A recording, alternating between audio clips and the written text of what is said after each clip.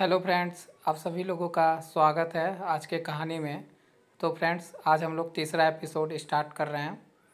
तो टॉपिक है नागराज का बदला।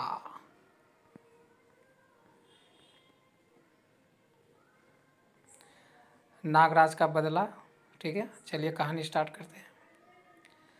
आतंकवादी गिरोहों से निपटने के लिए नागराज जंगल के मैदान में कूद पड़ा और सबसे पहले उसने आसाम में सक्रिय आतंकवादी गिरोह से टक्कर ली, जिसका सरगना बुलडॉग नामक व्यक्ति था। बुलडॉग के हेडक्वार्टर पर ज़बरदस्त बमबारी हुई, जिसमें नागराज और उसका साथी रोमो दोनों मिट्टी के ढेर में दब गए। बुलडॉग अपने साथियों के साथ कंपाली रियासत के राजमहल में जा पहुंचा। अब आगे पढ़िए, नागराज का बदला। उधर कंपाली हिल के किले में मीटिंग चल रही थी और कंपाली एक आज़ाद रियासत है और 3 देशों की सीमा इससे मिलती है। इससे बेहतर स्थान आपके लिए दूसरा कोई नहीं होगा मिस्टर बुलडॉग। और तुम्हारे हक में भी यह बात जाती है महामंत्री किल्लोल। इस मीटिंग में जितने भी लोग मौजूद हैं वह कंपाली रियासत के सर्वशक्तिमान व्यक्ति हैं और सब मेरे साथी हैं। तुम लोग कंपाली के राज घराने को क्यों नज़रअंदाज कर रहे हो? राज घराना सिर्फ नाम मात्र का है। रियासत की देखभाल हमें ही करनी पड़ती है। किल्लोल, मेरे दोस्त, क्या तुम कंपाली की प्रगति में मुझे साझेदार बनाना चाहते हो? आप ठीक समझे मिस्टर बुलडॉग। मैंने महाराज से आपको यह भूभाग इसलिए दिलवाया है क्योंकि आप यहाँ की विकासशील योजनाओं पर पूंजी लगाएंगे। हम पूंजी लगाने के लिए तैयार हैं। उसकी रूपरेखा हमने तैयार कर ली है। अभी तक हम यहाँ से सिर्फ अफीम का कारोबार कर रहे थे, लेकिन अब हम यहाँ हथियारों की फैक्ट्री लगाएंगे क्योंकि हथियार सबसे अधिक मुनाफे का धंधा है और कंपाली रियासत इस कारोबार में हमारी साझेदार होगी। इसके शेयर कंपाली के बाज़ारों में फैलाना तुम्हारा काम होगा, बुलडॉग ने ऐसा कहा, और तुम्हारा बोनस अलग होगा। महामंत्री किल्लोल, कागजात पर हस्ताक्षर करवाना तुम्हारा काम होगा। ऑल राइट, अब आप यह सब मुझ पर छोड़ दें। मीटिंग समाप्त होने के बाद किल्लोल इस रियासत का महाराजा बनने का ख्वाब देख रहा है। यह सबसे महत्वपूर्ण बात है, लेकिन इस काम की शुरुआत तब होगी जब महाराजा पूरी तरह मेरी मुट्ठी में आ जाएगा। हमारे आदमी हेडक्वार्टर के मलबे से नागराज की लाश निकाल लाए हैं। ताबूत को किले के स्ट्रांग रूम में पहुंचा दो। कुछ देर बाद ताबूत स्ट्रांग रूम में पहुंचा दिया गया है। सुपर बॉस डॉक्टर सिम्टो, तुम्हें नागराज के शव का पोस्टमार्टम करना है और इसकी पूरी रिपोर्ट तैयार करनी है। अब हेड बॉडी के परीक्षण में कोई कोताही नहीं होनी चाहिए। हम नागराज जैसा ही आदमी तैयार करेंगे, बशर्ते कि हमें उसकी आंतरिक क्रिया की संपूर्ण जानकारी प्राप्त हो जाए। मैं आपका सार समझ गया, आप चिंता ना करें, मुझे इस काम का पूरा अनुभव प्राप्त है। स्ट्रांग रूम में डॉक्टर सिम्टो ने परीक्षण किया। यह 100% मृत है। डेड बॉडी को ऑपरेशन रूम में पहुंचा दो। नागराज को स्ट्रेचर द्वारा ऑपरेशन रूम में ले जाया गया। ऑपरेशन रूम में डॉक्टर सिम्टो ऑपरेशन के लिए तैयार था। अगर मैंने इसके मुकाबले का ऐसा ही शक्तिशाली मानव तैयार कर दिया तो मैं सबसे बड़ा दौलतमंद इंसान कहलाऊंगा। सबसे पहले इसके ब्रेन का ऑपरेशन होना चाहिए। नागराज की आंखें खुल गई और सम्मोहन की एक प्रचंड लहर डॉक्टर सिम्टो की आंखों को भेदती चली गई। उफ! मेरी आंखों के आगे अंधेरा छाता जा रहा है, सिर चकरा रहा है। डॉक्टर सिम्टो ने नागराज को अपने मस्तिष्क में महसूस किया। तुम्हारी जिंदगी मेरी मुट्ठी में है, तुम मेरे गुलाम हो, नागराज के गुलाम। मेरी जहरीली फुकारें तुझे जलाकर राख कर देगी। डॉक्टर सिम्टो, बोल, जिंदा रहना है या नहीं? हाँ हाँ, मुझे जिंदा रहना है। तो अब वह करो जो मैं कहता हूँ। मेरे अंदर ऑक्सीजन का स्टॉक बहुत कम रह गया है। सबसे पहले ऑक्सीजन देकर स्टॉक पूरा करो। नागराज ने सम्मोहन क्रिया द्वारा सिम्टो को अपने बस में कर लिया। सिम्टो के मस्तिष्क में वह अपने विचार योगी महात्मा द्वारा जागृत टेलीपैथी प्रक्रिया से उत्पन्न कर रहा था। तुम मेरी डेड बॉडी का निरीक्षण करोगे और रिपोर्ट भी तैयार करोगे। यह रिपोर्ट और तुम्हारी कार्यप्रणाली मेरी इच्छा अनुसार होगी। सिम्टो अपने कार्य में लग गया, परंतु उसके हाथ नागराज के निर्देश पर कार्य कर रहे थे। अब तुम्हारा काम पूरा हो गया। बुलडॉग से कहो कि यदि मेरा शव किसी दरिया में न बहाया गया तो मेरे मांस के सड़ने से जल्दी ही ऐसा गैस निकलेगी जो कईयों की जान ले लेगी। हाँ, उसके शव को तुरंत किसी दरिया में बहा डालो ताकि कंपाली की सीमा से दूर कहीं इस गैस का प्रकोप हो। ठीक है, उसे पहाड़ी दरिया डोंग में बहा दिया जाएगा। डोंग ब्रह्मपुत्र से मिलने वाली नदी है। नागराज के शरीर की गैस ब्रह्मपुत्र में फैलेगी तो आसाम पर ही प्रभाव पड़ेगा और हम उसका लाभ उठाएंगे। ओके सुपर बॉस, हम उसे आज ही डोंग नदी के हवाले कर देंगे। नागराज को डोंग दरिया में फेंक दिया गया। कुछ देर तैरने के बाद नागराज एक बस्ती में पहुंच गया। इस बस्ती में चीख पुकार और शोर कैसा! क्या बात है, यह भगदड़ चीख पुकार और शोर क्यों?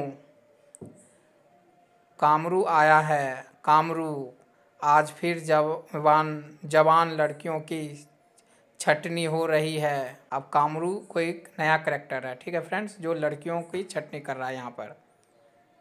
कामरू, जवान लड़कियों की छटनी। कौन है यह शख्स और जवान लड़कियों की छटनी क्यों कर रहा है? वह बहसी दरिंदा विदेशी लोगों की अय्याशी के लिए हमारी बस्तियों से लड़कियां उठाकर ले जाता है। हमने इसकी शिकायत महाराजा से करनी चाहिए। जो भी शिकायत के लिए बढ़ा उसके खानदान तक का जड़ से सफाया कर दिया गया। जब भी उसे पता चलता है कि बस्ती की कोई लड़की जवान हो गई है तो वह उसे उठा कर ले जाता है। बचाओ! कोई मर्द है इस बस्ती में जो मेरी बेटी को बचा सके। तुम सब बुज़दिल हो, मेरे साथ आओ, मैं देखता हूँ। रुक जाओ और इस लड़की को छोड़ दो। हे, गोली से उड़ा दो रे इसे, बहुत बोलता है। धाएं धाएं साएं, तुम्हारी बंदूक मेरे कदमों में ढेर हो गई है। आगे बढ़ो और उठाओ अपने हथियार। उफ! कोई सांप मेरे हाथ से बंदूक छीन कर ले गया था। यह कोई जादूगर मालूम पड़ता है। हमला कर दो, बोटियां उड़ा दो इसकी। ठाक ठाक ठाक तड़ाक। कामरू, तेरे आदमी तो जमीन सूंघ रहे हैं। पुराने दांव पैंचों का जानकार है। डिशुम! ऐसे द्वंद्व मुझे रोमांचित करते हैं, नागराज ने कहा। ले एक पटकी मेरी भी, और अब देख मैं तुझे किस तरह चक्री घिन्नी बनाता हूँ। शाय शाय। इतनी दूर जा गिरेगा कि जमीन पर आते ही मौत तेरा मुकद्दर बन जाएगी। बस्ती वालों ने नागराज को कंधे पर उठा लिया। मेरा नाम नागराज है और मैं वायदा करता हूँ कि आज के बाद कोई कामरू इधर का रुख नहीं देखेगा। भैया, तुमने मेरी अस्मत बचा ली। मैं किस तरह तुम्हारा एहसान उतारूंगी। नागराज, कभी किसी पर एहसान नहीं करना बहना। उधर महामंत्री किल्लोल को पता चला। क्या कहा? कामरू मारा गया? किसने मारा कामरू को? नागराज नाम है उसका। 2 दिन बाद नागराज ने हमारे गुलाम मजदूरों को आज़ाद कर दिया और अफीम की खेती तहस नहस कर डाली। नागराज।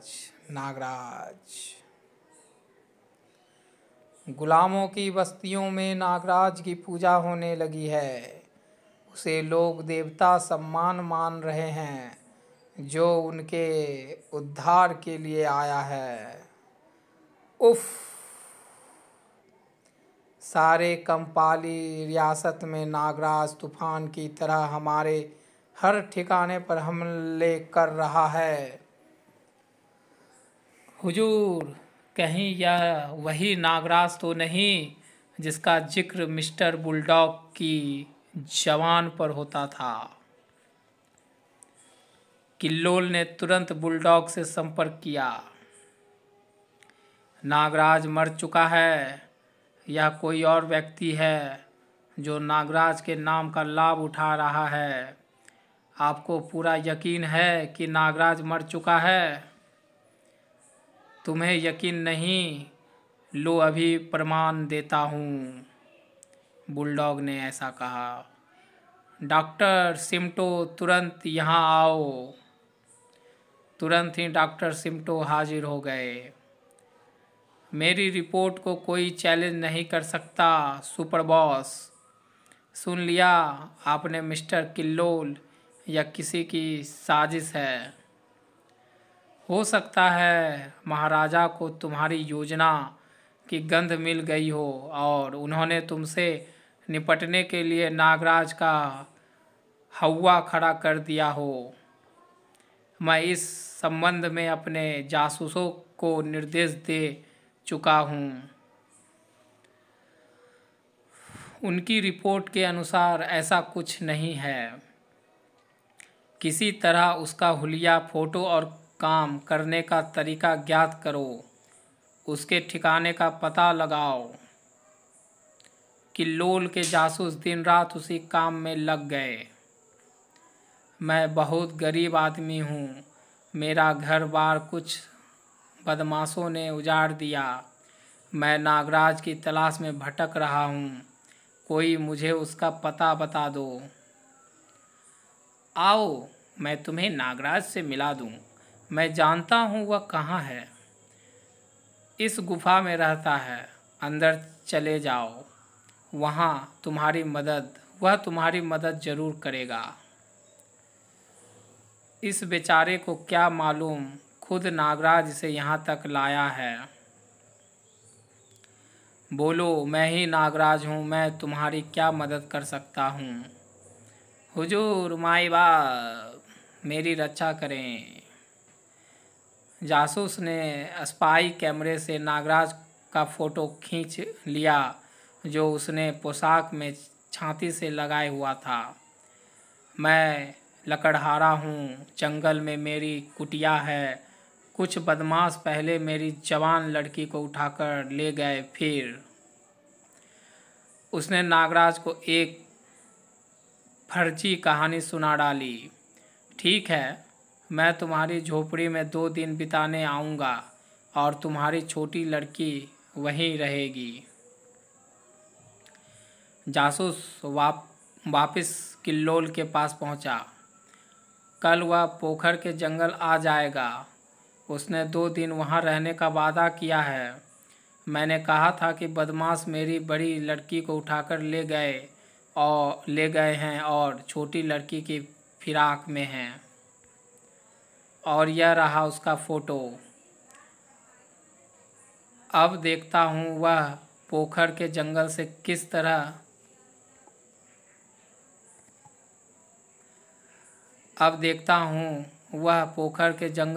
किस तरह निकल पाता है। किल्लोल ने अपनी योजना तैयार कर ली। लड़की सुहागनी, तुम्हें उस लकड़हारे की छोटी लड़की बनकर जंगल की कुटिया में नागराज के साथ रहना है। हुजूर, सुहागनी एक विषकन्या है जो मर्द किसी के काबू में नहीं आता। सुहागनी उसे बड़े सलीके से परलोक पहुंचा देती है। आप बस हुक्म करें, बाकी काम सुहागनी खुद कर लेगी। मुझे यकीन है बुगरासी, इसीलिए तुम्हारी सेवा प्राप्त की है। सुहागनी का काम होगा नागराज को परलोक पहुंचाना, और अगर सुहागनी सफल ना हो सकी तो तुम्हारी गुरिल्ला फौज उसे ठिकाने लगाएगी। उसके बावजूद भी नागराज बच गया तो वह महाराजा का दुश्मन होगा, क्योंकि उस पर हमला करने वाला सरकारी फौज का दस्ता होगा। नागराज पोखर से जंगल की ओर रवाना हुआ। मैं कंपाली रियासत का दामन पाक साफ करके ही जाऊंगा। वह मेरी अभिवादन कर रहे हैं। सुहागनी झोपड़ी के दरवाजे पर मौजूद थी। क्या आप ही देवता नागराज हैं? हाँ, तुम कौन हो? एक अभागे लकड़हारे की बेटी। मेरे पिता की हत्या कर दी गई। जब वे दम तोड़ रहे थे तो उन्होंने मुझे बताया कि आप हमें इंसाफ दिलाएंगे। इंसाफ होगा। ओह, बदमाशों ने उनकी हत्या कर दी। वे इस तरफ शिकार खेलने के बहाने आते रहते हैं। इस बार शिकार उनका होगा और शिकारी मैं। रात हो गई। आप विश्राम कीजिए। यात्रा की थकान मिटा लीजिए। मैं रात भर पहरा दूंगी। नागराज ने कहा, नहीं, तुम बेफिक्री से सो जाओ। मुझे पहरे की ज़रूरत नहीं। यह सो रहा है। अब मुझे इस पर हमला कर देना चाहिए, विषकन्या ने कहा।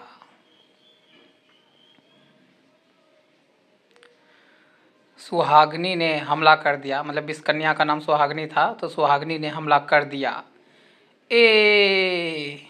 दूर हटो, क्या कर रही हो? बस एक बार इसे काटूंगी तो जहर इसके खून में पहुंच जाएगा और यह तड़प तड़प कर मर जाएगा।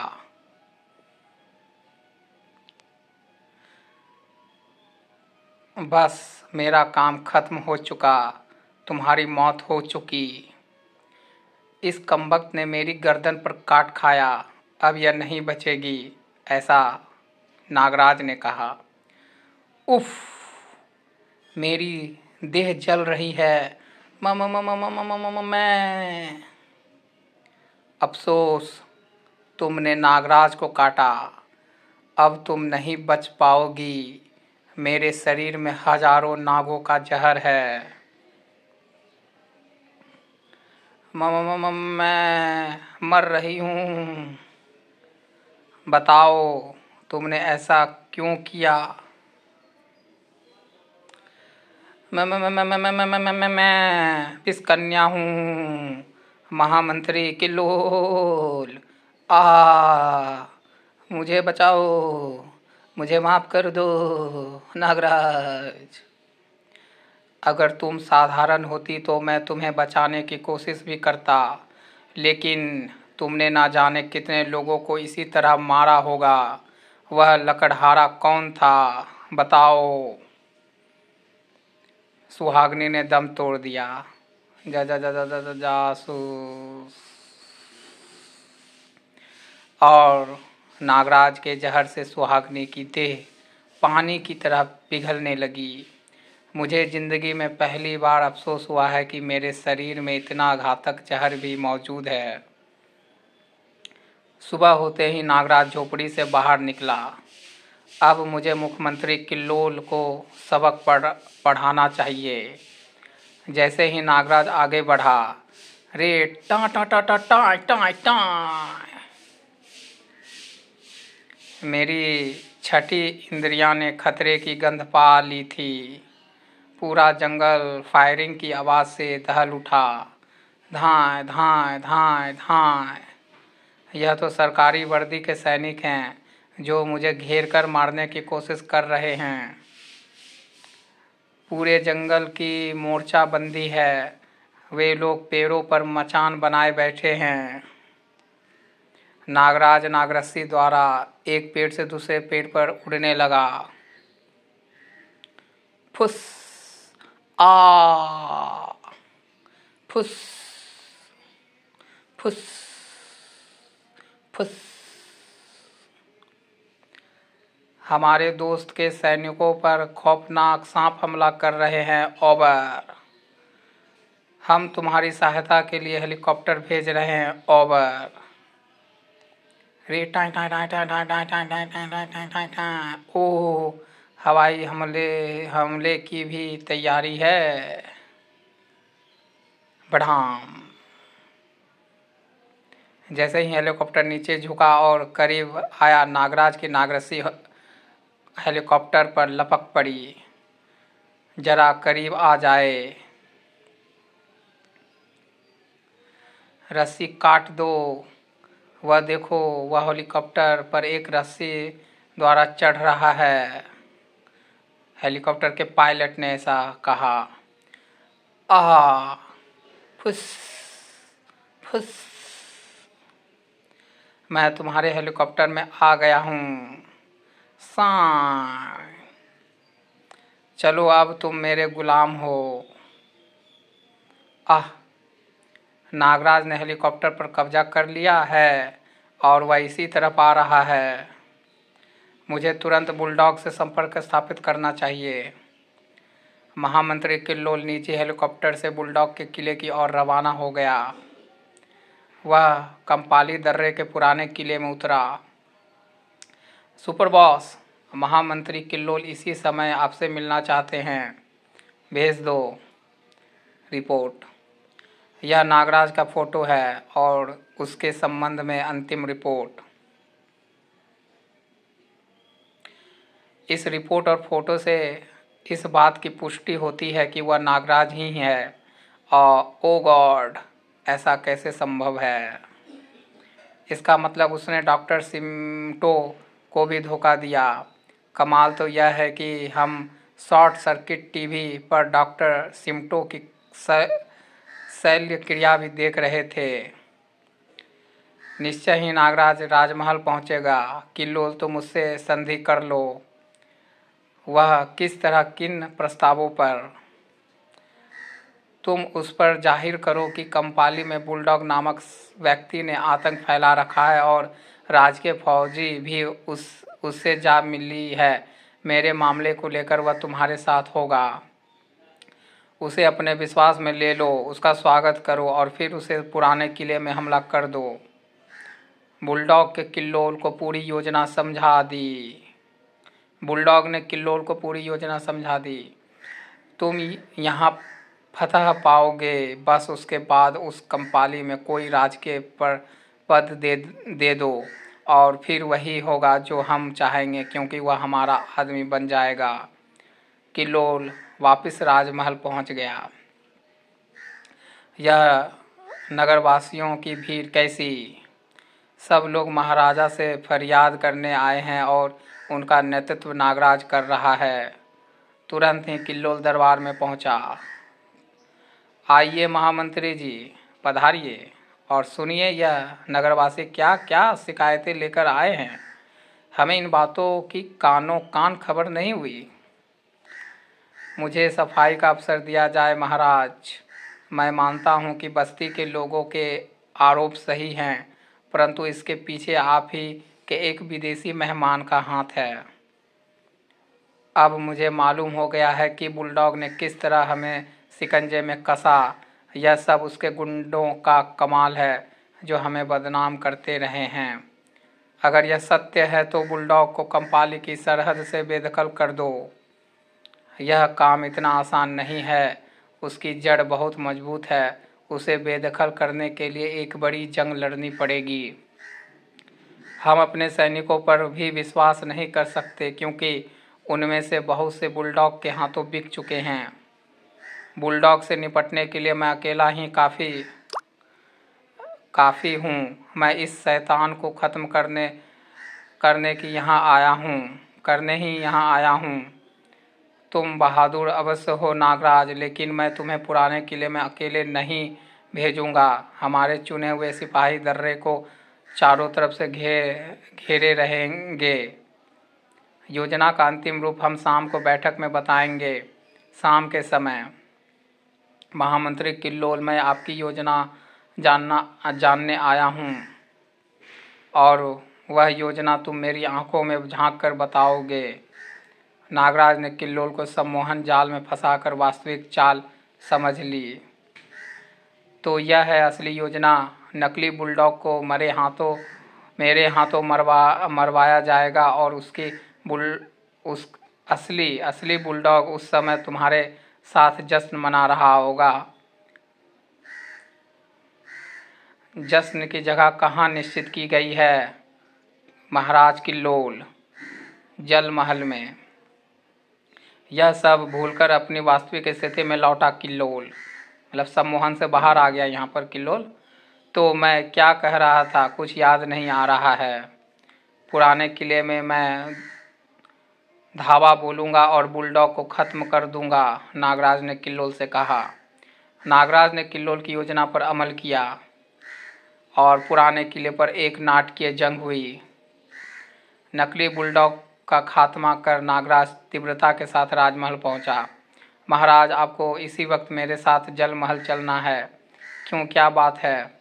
आप खुद अपनी आंखों से अपने महामंत्री के कारनामे देख ले, तभी आपको यकीन आएगा। ठीक है, हम तैयारी करते हैं। इसकी ज़रूरत नहीं महाराज, हम यहाँ फनकारों के रूप में पहुँचेंगे। फनकारों मतलब हुआ सपेरा के रूप में। नागराज और महाराज कौटिल्य के फनकारों का वेश धरा और जल महल की ओर रवाना हो गए। जलमहल में पहरेदारों ने उन्हें रोक लिया। हम दूर प्रदेश से आए जादूगर हैं बाबू। हमें मालूम है कि महामंत्री किल्लोल एक खास मेहमान के साथ अंदर विराजमान हैं। हम उनके सामने अपना फन दिखाना चाहते हैं। कुछ ही देर में तुम दोनों को बुलाया गया है, चलो। नागराज महाराज के साथ जश्न हॉल में पहुंचा। ए जादूगर फनकार, बोलो तुम अपना कौन सा कमाल दिखाने आए हो। जादू का ऐसा कमाल जो आपने पहले कभी नहीं देखा होगा। हम काला जादू जानते हैं। सबसे पहला कमाल, आपके मेहमान के चेहरे पर नकली चेहरा है, पहले उसे उतारें, क्योंकि हम बता सकते हैं उनका नाम है बुलडॉग। मैंने नकली चेहरा उतार दिया है दोस्त, अब बोलो। दूसरा कमाल, मैं अपने दोस्त को अभी राज्य कौटिल्य बनाऊंगा, राजा कौटिल्य बनाऊंगा। हे कमाल है, यह तो बिल्कुल राजा कौटिल्य लग रहा है। और अब मैं अपने आप को नागराज की शक्ल में पेश करता हूँ। नागराज महाराजा कौटिल्य, क्या जादू है, वाह वाह वाह। ही टकलू बेवकूफ़, बोलिए नाटक मतलब नाटक को असली समझ के अथी कर रहा, वाह वाह कर रहा। गधे के बच्चों, यह जादू नहीं हकीकत है, राजा कौटिल्य ने कहा। सिपाहियों, गिरफ्तार कर लो इन दोनों को। यहाँ तुम्हारी नहीं मेरी आज्ञा चलता है महाराजा कौटिल्य, और तुम दोनों की मौत तुम्हें यहाँ खींच कर लाई है। पकड़ लो और कत्ल कर दो इन दोनों का। ठाक। अब बताओ, सैकड़ों नागों ने तुम दोनों को जकड़ लिया, यह है तीसरा और आखिरी जादू, नागराज ने हंसते हुए कहा। धड़ाम। ओह बचो महाराज, इसके जिस्म में बम फिट था और इसने बम की सेफ्टी पिन दबाकर आत्महत्या कर ली है। बहादुर नौजवान नागराज, आज से रियासत तुम्हें सबसे बड़ा सम्मानित पद देता है। नगरवासी नागराज की जय जयकार के नारे लगा रहे थे। नागराज की जय, नागराज की जय, जय जय जय जय जय। चलिए फ्रेंड्स, तो यहीं पर कहानी समाप्त होती है। अगले सेट में पढ़ेंगे नागराज की हांगकांग यात्रा। तो इस बार नागराज एक यात्रा पे जाएगा और वो है हांगकांग, तो वो अगले एपिसोड 4 में पढ़ेंगे। तो कहानी आप लोग को कैसा लगता है आप लोग कमेंट करके बताइएगा। और ज़्यादा से ज़्यादा फ्रेंड्स, अगर चैनल आप इस वीडियो पर आते हैं तो चैनल को सब्सक्राइब कर लीजिएगा। कहानी आपको बहुत तरह विभिन्न प्रकार के कहानी आपको मिलेंगे, रोमांटिक, प्रेम और हॉरर, सब तरह के कहानी मिलेंगे। बस आप लोग हमको सपोर्ट करिए, मैं आप लोग के लिए कहानी लेकर आऊँगा और आपका मनोरंजन इसी प्रकार करता रहूँगा। मिलते हैं अगले वीडियो में, आज के लिए बस इतना ही। नमस्कार।